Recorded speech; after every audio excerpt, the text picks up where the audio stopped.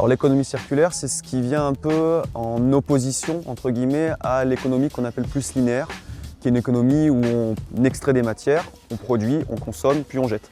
Là, le principe d'économie circulaire, c'est de recréer des boucles finalement, où les déchets sont réduits à la source, en évitant d'extraire des matières premières fossiles, et le cas échéant, quand le déchet est créé, en refaire une ressource en l'intégrant au processus de production, en matière première secondaire par exemple.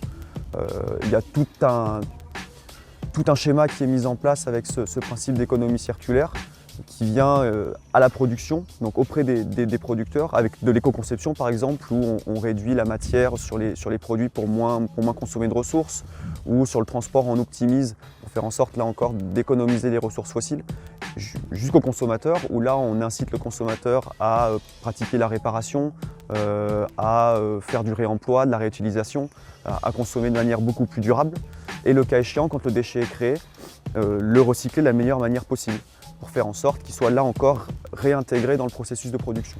Donc c'est un changement de logique, un changement de paradigme qui est complet, qui permet de découpler la croissance finalement économique de la production de déchets. C'est l'objectif premier. On a mis en place tout un plan d'action, donc là on a un composteur derrière nous, ça fait partie d'un plan d'action pour la réduction des biodéchets. Le but c'est de faire en sorte que ces déchets-là sortent de notre poubelle classique et soient traités sur place pour faire encore une fois de ce déchet-là une ressource.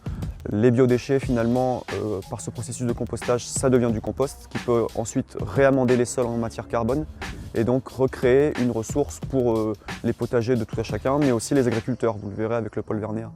Ça permet vraiment la réflexion en tout cas sur la mise en place de nouveaux modèles innovants.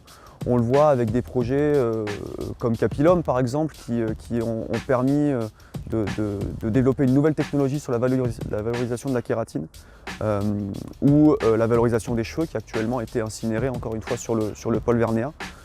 On le voit aussi avec des modèles d'innovation qui sont beaucoup plus sociales. Le composteur, c'est un lieu aussi de réunion entre personnes. On voit aussi que l'insertion est un secteur clé vraiment dans l'économie circulaire. Donc voilà, il y a aussi bien au niveau technologique qu'au niveau social, on a des nouvelles manières de réfléchir entrepreneuriat, pas uniquement basées sur la création de valeur, mais aussi de la création de valeur sociale et sociétale plus.